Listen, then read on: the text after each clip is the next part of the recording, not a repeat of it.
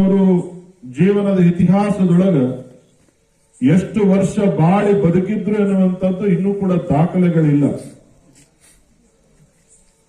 ಕೆಲವೊಬ್ಬರು ಅವರನ್ನು ನೋಡಿದಂತವರು ಮತ್ತೆ ಸರ್ಕಾರದ ನಿಯಮದ ಪ್ರಕಾರ ಅವರು ಒಂದು ಗನ್ ಅನ್ನ ಉಪಯೋಗಿಸ್ತಿದ್ರು. ಆ ಗನ್ನು 80 ವರ್ಷಕ್ಕೆ ಒಂದು ಸಾರಿ ಅದನ್ನ ಮತ್ತೆ ಪುನರ್ ಅದನ್ನ ದಾಖಲೆ ಅನುಸಾರವಾಗಿ ನೋಂದಣಿ ಮಾಡಿಸ್ಬೇಕದು, ಅದು ರಿಜಿಸ್ಟರ್ ಮಾಡಿಸ್ಬೇಕು. ಮಹಾದೇವ್ ತಾತನವರು ಗನ್ ಉಪಯೋಗಿಸಿದಂತದ್ದನ್ನ 4 ಬಾರಿ ಅದನ್ನ ರಿನಿವಲ್ ಮಾಡಿಸಿದ್ದಾರೆ. 80 ವರ್ಷಕ್ಕೆ ಒಂದ್ಸರಿ 4 ಬಾರಿ ರಿನಿವಲ್ ಮಾಡಿಸಿದ ದಾಖಲೆ ಪ್ರಕಾರ ಅವರು 365 ವರ್ಷ ಬದುಕಿದ್ರು ಎನ್ನುವಂತದ್ದು ಅದು ಅದರಿಂದ ನಿಖರವಾಗಿ ಬರುತ್ತದೆ. ಆದರೆ ಮಹಾದೇವ ತಾತನವರ ಚರಿತಾಮೃತದಲ್ಲಿ ಕೊನೆಯಲ್ಲಿ ಹೇಳ್ತಾರೆ, ಪ್ರಭಾನಂದ ಪಂಡಿತರು ಇವರ ಕೊನೆಯ ಅಂತಿಮ ಮಾತ್ರ ನಮಗೆ ಗೊತ್ತಿದೆ, ಆದರೆ ಇವರು ಯಾವಾಗ ಹುಟ್ಟಿದ್ರು ಇವರ ಇತಿಹಾಸ ಎನ್ನುವಂಥದ್ದು ಇನ್ನೂ ಕೂಡ ನಿಗೂಢ ಇದೆ ಅನ್ನುವಂಥದ್ದನ್ನು ಹೇಳುತ್ತಾರೆ. ಆಗ ಭವಿಷ್ಯತ್ತಿನಲ್ಲಿ ಅವರು ಒಂದು ಮಾತನ್ನು ಹೇಳಿರ್ತಾರೆ.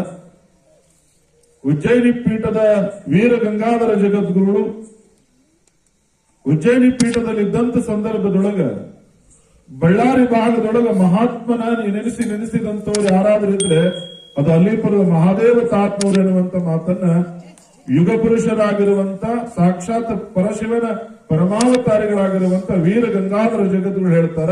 ಅವರು ಪೂಜೆ ಕುತ್ಕೊಂಡ್ರ ಅಂತಂದ್ರ ಹರಿದಾಡುವಂತ ಹಾವು ಬಂದು ಸಾಕ್ಷಾತ್ ಅವ್ರ ಕೊಳ್ಳೊಳಗ ಸುತ್ತಕೊಂಡು ಆಡ್ತಿತ್ತಂತ. ಅದು ವೀರ ಗಂಗಾಧರ ಜಗದ್ಗುರುಳ ಒಂದು ಶಕ್ತಿ ಚೈತನ್ಯ. ಅಂತಹ ಜಗದ್ಗುರುಗಳು ಮಹಾದೇವ ತಾತನ ಬಗ್ಗೆ ಹೇಳುತ್ತಾರೆ. ಅಂತ ಒಬ್ಬ ಮಹಾಪುರುಷ ಎನ್ನುವಂತದ್ದನ್ನ ಅವರು ವಾಣಿ ಮುಖಾಂತರ ಹೇಳ್ತಾರ. ಭವಿಷ್ಯತ್ತಿನ ಒಂದು ಮಾತನ್ನ ಮಹಾದೇವ ತಾತನವರು ನುಡಿದಿರ್ತಾರೆ.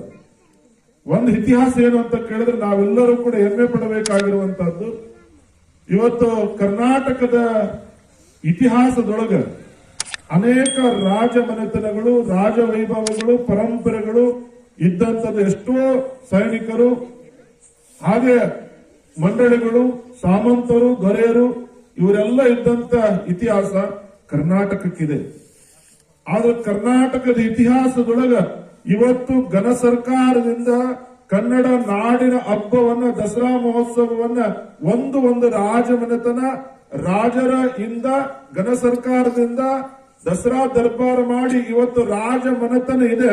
ಅದನ್ನು ನಾವೆಲ್ಲರೂ ಕೂಡ ಅರಮನೆಯನ್ನು ಕಣ್ತುಂಬ ನೋಡ್ತಾ ಇದ್ದೇವೆ ಅಂತಂದ್ರೆ ಅದು ಇವತ್ತು ಘನ ಸರ್ಕಾರದಿಂದ ದಸರಾ ದರ್ಬಾರನ್ನು ನಡೀತಾ ಇದೆ ಅಂತ ಕೇಳಿದ್ರೆ ಅದು ಮೈಸೂರಿನ ಅರಮನೆ, ಈಗಿರುವಂತ ಅರಮನೆ.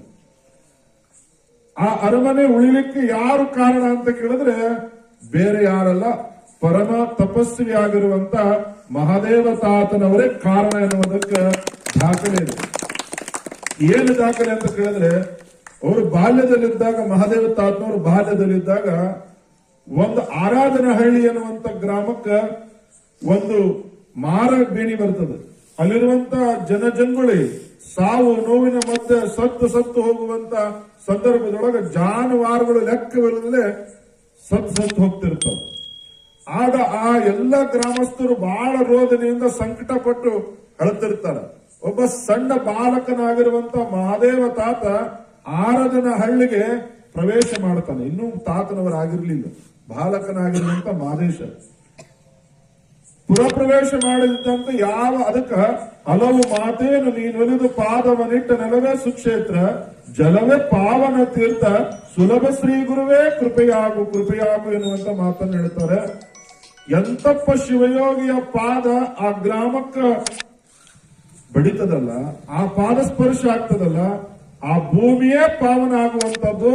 ಯಾವ ಸಾವು ನೋವಿಗೆ ಸಂಕಟ ಪಟ್ಟು ಮೃತ್ಯುವಿಗೆ ತುತ್ತಾಗುವಂತ ಸಂದರ್ಭದಲ್ಲಿ ಮೃತ್ಯುಂಜಯನಾಗಿ ಬಂದಂತದ್ದು ಯಾರಾದ್ರೂ ಇದ್ರೆ ಅದು ಮಹದೇಶ ಶಿವಯೋಗಿ ಬಾಲಕ ಎನ್ನುವಂಥದ್ದು.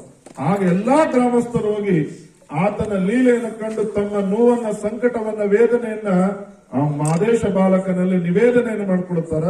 ಇಂಥ ಆಪತ್ತಿಗೆ ಇಡೀ ಗ್ರಾಮವೇ ತುತ್ತಾಗಿ ಸತ್ತು ಹೋಗ್ತಾ ಇದ್ದಾರೆ. ಸಣ್ಣ ಮಕ್ಕಳು ಸಾವಿನ ನೋವಿನಲ್ಲಿರ್ತಾರೆ ಅನ್ನುವಂತ ಮಾತನ್ನು ಹೇಳಿದಾಗ ಒಬ್ಬ ಮಹಾತ್ಮನ ಬಹಳಷ್ಟು ಉಡಳಾಂತರದಿಂದ ಕಾರುಣ್ಯ ಮೂರ್ತಿಯಾಗಿ ಅಭಯ ಹಸ್ತವನ್ನು ನೀಡುತ್ತಾನ.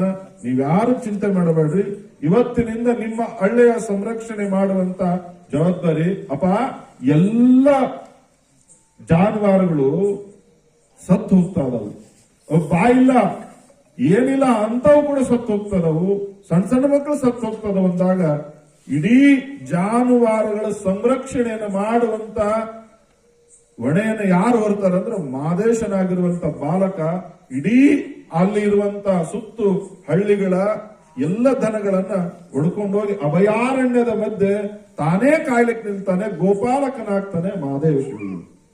ಅಂತ ಸಂದರ್ಭದೊಳಗ ಇಡೀ ಆರಾಧನಾ ಹಳ್ಳಿ ಈಗಲೂ ಕೂಡ ಇದೆ, ಮೈಸೂರಿನ ನಂಜನಗೂಡ ಪ್ರಾಂತ್ಯದೊಳಗ ಅದು ಬರ್ತದೆ.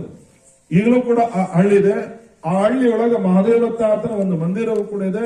ಅಲ್ಲಿ ಎಲ್ಲಾ ಜನಗಳು ಮಹಾದೇವ ತಾತ ಅಂತಂದ್ರೆ ಇಡೀ ತಲೆಬಾಗಿ ಕೈ ಮುಗಿದು ನಮಸ್ಕರಿಸುವಂತ ಭಕ್ತಿಭಾವದ ಭಕ್ತರಿದ್ದಾರೆ. ಅಂತ ಒಂದು ಗ್ರಾಮದೊಳಗ ಮಹಾದೇವ ತಾತ